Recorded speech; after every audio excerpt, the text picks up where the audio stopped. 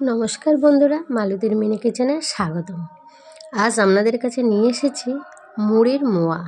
এই মুড়ির মোয়া কিন্তু বাজারে অ্যাভেলেবেল কিনতে পাওয়া যায়, কিন্তু বাড়িতে যদি আপনি শুদ্ধভাবে এই মুড়ির মোয়াটা বানান তাহলে কিন্তু খুবই ভালো হয়। এই মুড়ির মোয়াটা কিন্তু অনেক সময় লক্ষ্মী পুজো কিংবা যে কোনো পুজো আশ্রয় কিন্তু বাড়িতে বানিয়ে নেওয়া যায়। তা চলুন তাহলে এই মুড়ির মোয়াটা আমি কিভাবে তৈরি করি দেখে নেওয়া যাক। এই মুড়ির মোয়াটা কিন্তু ছোট থেকে বড়রা সবাই কিন্তু খুবই পছন্দ করে, আর এই শীতকালে কিন্তু এই মুড়ির মোয়াটা বাজারেও কিন্তু বিক্রি হয়। তা চলুন তাহলে, প্রথমে আমি এখানে 250 গ্রাম গুড় নিয়েছি। এখানে কিন্তু মুড়ির মোয়াটা আখের গুড় দিয়েই সব থেকে ভালো হয়। আর নিয়ে নিয়েছি 250 মতন মুড়ি। এবার একটা পাত্র নিয়ে নিলাম।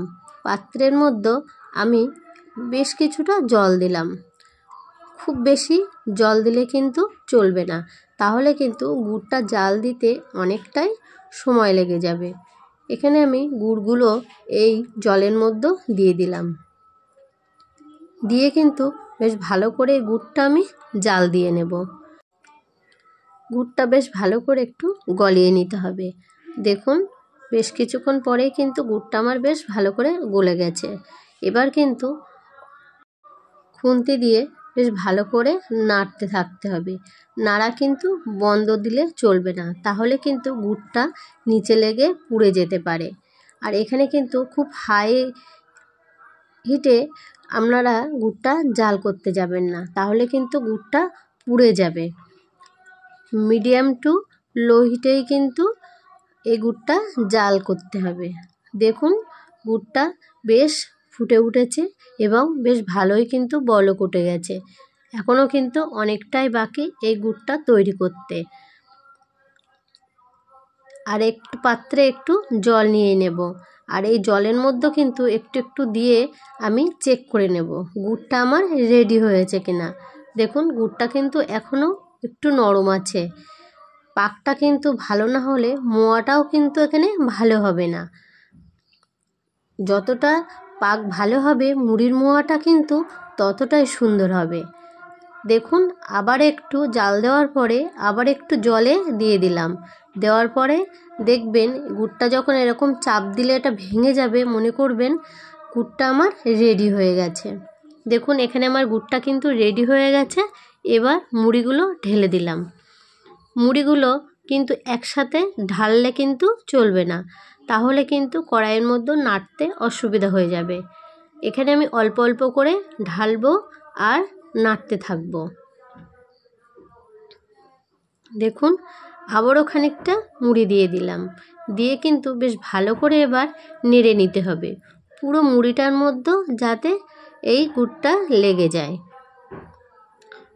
আর হ্যাঁ বন্ধুরা, আমার এই মুড়ির মোয়াটার রেসিপিটা আপনাদের কেমন লেগেছে প্লিজ কমেন্টে জানাবেন। ভালো লাগলে লাইক, কমেন্ট, শেয়ার ও সাবস্ক্রাইব করতে ভুলবেন না।